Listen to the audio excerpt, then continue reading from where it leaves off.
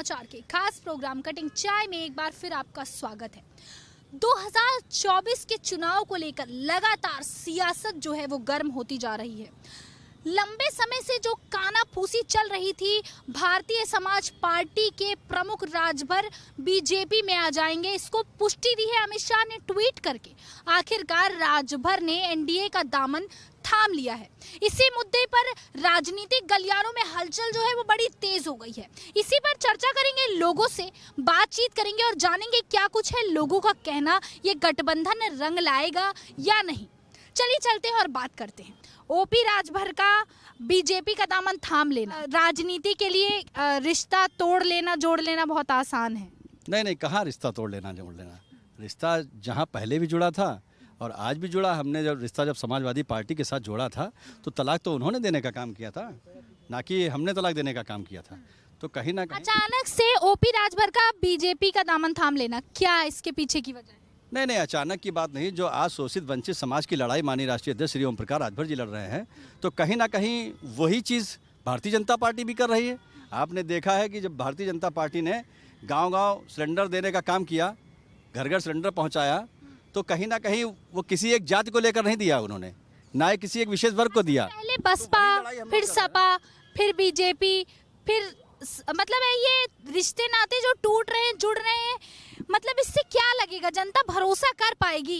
देखिए, आज पूरी तरीके से जो हमारा वोटर सोहेल देव भारतीय समाज पार्टी का वोटर माननीय राष्ट्रीय अध्यक्ष श्री ओम प्रकाश राजभर जी पर विश्वास करता है, क्योंकि उनको पता है कि इस देश में और प्रदेश में जो अगर कोई मजबूत लड़ाई हमारी लड़ने का काम कर रहा तो उस नेता का नाम है ओम प्रकाश राजभर। देखिए, पहले बसपा के साथ बात नहीं बनी तो सपा के साथ बात नहीं बनी तो बीजेपी, कैसे भरोसा कर रही? ये बताइए महक जी, क्या खाली सोहेल देव भारतीय समाज पार्टी एक ऐसा दल है? भारतीय जनता पार्टी ने भी कई पार्टियों के साथ गठबंधन कर रखा है, समाजवादी पार्टियों ने भी कई पार्टियों के साथ गठबंधन किया। तो गठबंधन तोड़ना हमारी तरफ से नहीं टूटा था। तलाकनामा तो समाजवादी पार्टी ने दिया था। समाजवादी पार्टी ने अपने चाचा को भी लेटर भेजने का काम किया था, हमारे राष्ट्रीय अध्यक्ष जी को भी भेजने का काम किया था। तो कहीं ना कहीं गठबंधन का दौर है। इस गठबंधन के दौर में आज उत्तर प्रदेश की भी सरकार चल रही है और देश की भी सरकार चल रही है। क्या लगता है कि 2024 में ये गठबंधन काम आएगा? देखिए, उत्तर प्रदेश में राजभर जी के आने से एनडीए के सरकार को बहुत मजबूती मिलेगी और मोदी जी के नेतृत्व में गरीब और वंचितों के कल्याण में जो और अधिक बल मिलेगा राजभर जी के आने से। ठीक है मैडम, ये बताइए अखिलेश जी से क्या नाराजगी हो गई सुभाष पर? देखिए, नाराजगी तो ऐसा कुछ नहीं था और ये तो राजनीति है और इसमें तो नाराजगी भी चलती है, दोस्ती भी चलती है। लेकिन अखिलेश जी को ये नहीं भाया, क्योंकि हमारे मंत्री जी हैं, कड़ी दोपहर में उन्होंने प्रचार किया और अखिलेश जी एसी में बैठे हुए थे और मंत्री जी ने सिर्फ इतना ही कहा कि एसी छोड़िए, आप फील्ड में आइए। ये इसी बात से उनको नाराजगी हुई कि इन्होंने हमको एडवाइस दिया। इस बात से अखिलेश जी नाराज हो गए मैडम? उनका वजह यही था कि भाई मैं राष्ट्रीय अध्यक्ष हूँ पार्टी का और इन्होंने मुझे दिया, लेकिन जबकि हमारे भी राष्ट्रीय अध्यक्ष थे पार्टी के माननीय ओम प्रकाश जी, और इन्होंने कड़ी धूप में निकलकर और इनके साथ हम सभी कार्यकर्ता मिलकर। पर रिश्ता रंग तो नहीं लाया ना मैडम, रंग तो नहीं लाया, मेहनत तो की। देखिए, रंग क्यों कैसे लेके आएंगे? एक राष्ट्रीय अध्यक्ष होके वो प्रचार कर रहे हैं और दूसरे राष्ट्रीय अध्यक्ष होके वो एसी में बैठे हुए हैं, तो ऐसे जनता के बीच में क्या संदेश जाता है कि भाई जब गठबंधन में है तो दोनों जन को उतरना चाहिए, एक साथ फील्ड में उतरना चाहिए था और एक साथ मिलकर प्रचार करना चाहिए था, तब जाके गठबंधन का रंग आता। और पहले बीजेपी छोड़ दी थी तो क्या लगता है तब भरोसा नहीं था, भरोसा हो गया? देखिए, भरोसा उस टाइम भी था, भरोसा आज भी है, लेकिन उस टाइम कुछ मुद्दों को लेकर मंत्री जी गए थे और जिसके लिए भाई वहाँ उनकी नहीं बन रही थी, क्योंकि उनकी नहीं सुने तो उन्होंने इस्तीफा दे दिया कि भाई जिस गठबंधन को लेकर मैं यहाँ आया हूँ, आप लोगों से बात किया हूँ कि भाई मुझे ये चाहिए, हमारे लोगों के लिए चाहिए, और यहाँ पे वो हो नहीं रहा है, तो फिर मंत्री जी ने उस पर इस्तीफा दे दिया। ना इधर ना उधर बीजेपी में राजभर। देखिए, इस तरह का जो ये कदम है, क्या लगता है इससे 2024 में चुनाव पे असर पड़ेगा या पहले की तरह ये रिश्ता भी रंग नहीं लाएगा? नहीं, बिल्कुल असर पड़ेगा, पूर्णतः असर पड़ेगा। अच्छा, बीजेपी के साथ जो दामन थामा है, इसके पीछे की वजह क्या है? देखिए, बात जो महागठबंधन बन रहा था, जो जैसा कि अखिलेश यादव उस गठबंधन का नेतृत्व कर रहे थे। अब ये बताइए, उत्तर प्रदेश के अंदर जो 80 सीटों वाला प्रदेश है, उस गठबंधन को वोट कौन दिलाता? क्या केसीआर जी यहाँ पर वोट दिलाने का काम करेंगे? आज ममता बनर्जी उत्तर प्रदेश में वोट दिलाने का काम करेंगी? जो वोट बहुजन समाज पार्टी के पास है उससे तो आप चर्चा नहीं कर रहे हैं। आज सुहेलदेव भारतीय समाज पार्टी के पास वोट है, उससे आप चर्चा नहीं कर रहे। तो कहीं ना कहीं आप पीडीए बना तो लिए हैं कि आप पीडीए एनडीए का मुकाबला करेगा, मगर ये लोग सिर्फ और सिर्फ दलित और पिछड़े के नाम पर रखने का काम तो करते हैं, मगर उनको हिस्सेदारी देने का काम नहीं करते हैं। पीडीए के को मुकाबला देने के लिए गठबंधन हुआ है अखिलेश के पीडीए को? नहीं, आपने पीडीए पी से रखा, आपने जो है पिछड़ा, डी से रखा आपने दलित, और ए से रखा अल्पसंख्यक। तो बताइए, आप जो पिछड़े समाज के नेता माननीय ओम प्रकाश राजभर, आपने उनको तो लिया ही नहीं। डी से आप दलित समाज का रखा नाम, मगर जो बसपा का वोट जो मायावती जी आपने उनको लिया नहीं। आपने बसपा का दामन क्यों नहीं थामा? वोट बैंक तो है ना बसपा। हाँ बिल्कुल, आपकी बात सही है, मगर हम तो दामन थामने के लिए तो चिल्ला चिल्ला के कह रहे थे कि आप करिए, आप उत्तर प्रदेश में गठबंधन करिए ना, आप कांग्रेस को लीजिए, आप बहुजन समाज पार्टी को लीजिए, आप जयंत चौधरी, अभी आप देखिए जयंत चौधरी जी भी हैं, आप उनको भी नाराज किए। आपके लिए सभी लोग गलत है। आप सुहेलदेव भारतीय समाज पार्टी गठबंधन से अलग हो गए तो आप कह रहे गलत है। लेकिन वोट बैंक तो अभी बोल रहे उनके पास है, फिर कैसे आएगा इधर वोट? बैंक है, बिल्कुल वोट बैंक है, मगर आपने गठबंधन किया कहाँ? जब तक एक सारे दल ये नहीं इकट्ठा होंगे तब तक उत्तर प्रदेश में आप मुकाबला नहीं कर सकते थे। यही बात चिल्ला रहे थे राष्ट्रीय अध्यक्ष जी, मगर आप कहाँ सुन रहे हैं किसी की? आप तो अपने घमंड में चूर हैं। ये बताइए कि ये जो गठबंधन है, क्या लगता है पीडीए को टक्कर देने के लिए ये गठबंधन हुआ है कि सद तक सहमत है, 2024 में रंग ले आएगा? सच्चाई ये है कि देश के अति पिछड़ों के साथ पिछले 9 वर्षों में सबसे ज़्यादा धोखा किया है भारतीय जनता पार्टी की सरकार ने। अति पिछड़ों दलितों के संवैधानिक अधिकारों को छीनने का काम किया है। फूड सिक्योरिटी बिल के तहत जो फ्री राशन मिलता था उसको लेकर प्रधानमंत्री ने स्वयं, जिसमें सबसे ज़्यादा लाभार्थी अति पिछड़े दलित समाज के हैं, उनसे वोट की मांगा है और कहा है कि हमने आपको राशन और तेल दिया है। रहा संवैधानिक अधिकारों की बात, तो संवैधानिक अधिकारों की समीक्षा में कुछ जातियों को छोड़ के अति पिछड़ी जातियों जो 56% है उत्तर प्रदेश की, उनको न्याय नहीं मिला।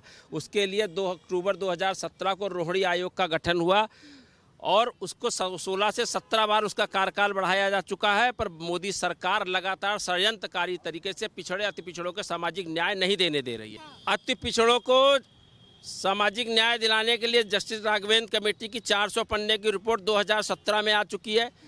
उस वक्त भी राजभर जी ने जल्दबाजी किया और भाजपा के साथ गए, फिर उसके साथ अलग होना पड़ा। मंत्री होते हुए पद उनको सामाजिक न्याय नहीं दिला पाए राजभर समाज को।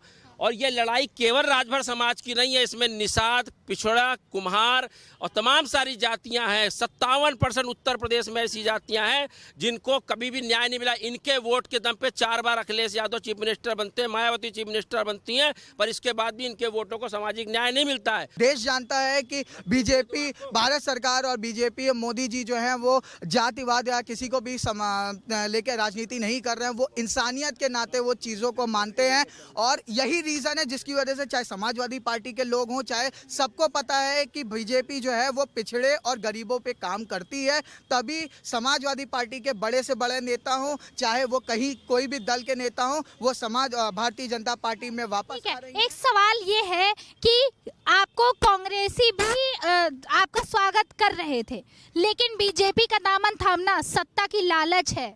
नहीं, ये बताइए उत्तर प्रदेश में कांग्रेस का क्या है? क्या देखिए, उसका क्या है? देश की एक हमने कहा था जब तक कांग्रेस, बहुजन समाज पार्टी, अखिलेश यादव, जयंत चौधरी ये नहीं उत्तर प्रदेश में एक हो जाएंगे, तब तक आप उत्तर प्रदेश में भारतीय जनता पार्टी का मुकाबला नहीं कर सकते। मगर देखिए, आपको सच्चाई, राजनीतिक सच्चाई किसी से छुपी नहीं है। चाहे वो सपा बसपा की पहली सरकार रही हो और चाहे बाद में बहन जी की सरकार रही हो, अति पिछड़ों को, दलितों को सामाजिक न्याय दिलाने के लिए कांग्रेस ने अपनी सरकार की बलि दी है। अगर गरीब और पिछड़ों की आप बात करते तो आपकी सरकार का ये हाल ना होता। माननीय प्रधानमंत्री जी गरीब, आप ये मैं आप भाजपा से पूछना चाह रहा हूँ, छत्तीसगढ़ का चीफ मिनिस्टर अति पिछड़ा, मध्य प्रदेश का चीफ मिनिस्टर बना वो भी पिछड़ा था, जिसको इन्होंने गिरा दिया, उसके विधायक खरीद लिया, अति पिछड़ों की सरकार गिरा दी। इन्होंने गहलोत की सरकार 3 बार गिराने की कोशिश की, वो पिछड़ा।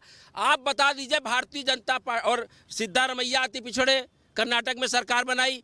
आप ये बता दीजिए कौन सा ऐसे मुख्यमंत्री इनका है जो अति पिछड़ा है? क्वेश्चन मैं केवल नहीं, आपसे मैं एक क्वेश्चन, आप में से एक क्वेश्चन पूछना चाह रहा हूं। अगर कांग्रेस को, आप अगर इतने सही हैं, कांग्रेस इतना सही है, तो हर राजभर जी के आने से कांग्रेस के पेट में दर्द क्यों हो रही है, ये बताइए। आप रोहिणी आयोग की रिपोर्ट का मकसद खत्म कर रहे हैं। आप दलितों के सामाजिक न्याय को तोड़ने का काम कर रहे हैं। हमको राजभर समाज पार्टी से नहीं मतलब है, मुझे राजभर समाज से मतलब है। समाज इसलिए दर्द हो रहा है। पेट में इनका दर्द हो रहा है कि एनडीए की सरकार मजबूत हो रही है राजभर जी के आने से। गरीबों के पहले मजबूत नहीं थी, पहले भी मजबूत थी और भी मजबूत मजबूत हो और गई, विकास क्योंकि कार्य में वो और बल पिछड़ा के मिलेगा। नेता है, राजभर जी के पिछड़ा पिछड़ों के समाज के सोचते नेता है हैं वो। और बल मिलेगा मैं एक चीज कार्य और करने में। कि ये अगर 50 साल सरकार में थे, इन्होंने देखिए, राजभर समाज पार्टी के नेता के जाने से इनके ऊपर जो अति पिछड़े का 9 वर्ष में जो इनकी आक्रमणता नाकामी का जो दाग लगा है, वो दाग से मिटाने के नहीं नहीं, देखिए कांग्रेस के पास कुछ अब बचा नहीं उत्तर प्रदेश में, इसलिए कांग्रेस हताश होकर बयान देने का नहीं नहीं। देखिए सबसे बड़ी बात, क्योंकि कांग्रेस अभी विधायक की बात करें, आज गिन लेना उत्तर प्रदेश में कांग्रेस किसके कितने विधायक है आज उत्तर प्रदेश के अंदर। आज लड़ाई नहीं है यहाँ, लड़ाई यहाँ पर है विचारों की। आपका चरित्र और आपकी कथनी करनी सामने आ गई है। बिल्कुल, उत्तर प्रदेश के अंदर नेता को गाली दिया, जिसने आपके नेता को मंत्रिमंडल से भगाने का काम किया, और जिसने अनुप्रिया पटेल बहन को अति पिछड़ा और कमेरा समाज की राजनीति करती थी, उन्होंने उनको मोदी वन बनवाया और मोदी वन के बाद उनको दूध की मक्खी की तरह निकाल दिया। अच्छा, केवल एक क्वेश्चन की तो सरकार दोबारा क्यों बनती, उत्तर प्रदेश हो या देश में हो। कांग्रेस को मौका क्यों नहीं दिया गया? देखिए, धर्म जाति नफरत की जो अफीम है, उसको आपने इस देश में आपने तोड़ दिया। आपने आरक्षण के संवैधानिक अधिकारों को छीनने का काम मोहन भागवत कह रहे हैं कि नहीं कह रहे हैं? लगातार बीजेपी के बड़े नेता आरक्षण की मुखालफत कर रहे हैं कि नहीं कर रहे हैं? आज सबसे बड़ी तकलीफ इनको क्यों हो रही है? आज तकलीफ ये हो रही है कि माननीय ओम प्रकाश राजभर जी का गठबंधन भाजपा के साथ हो गया कि तो सारी पार्टियों की लड़ाई ही खत्म हो गई है। बिल्कुल सही। आज कोई लड़ाई में नहीं बचा है। घमंड तो नहीं लग रहा है, घमंड नहीं है, ये प्रूफ है। घमंड तो नहीं है जो टूटेगा, वोट का घमंड है जो टूटेगा। तो देख सकते हैं आप, आपको तरह तरह की प्रतिक्रियाएं देखने को मिली। आखिर ये गठबंधन 2024 में रंग लाएगा या नहीं, अखिलेश के पीडीए को टक्कर दे पाएगा या नहीं, ये आने वाला समय बताएगा। देखते रहिए भारत समाचार में, मैं महक शर्मा, कैमरा पर्सन अमरीश के साथ।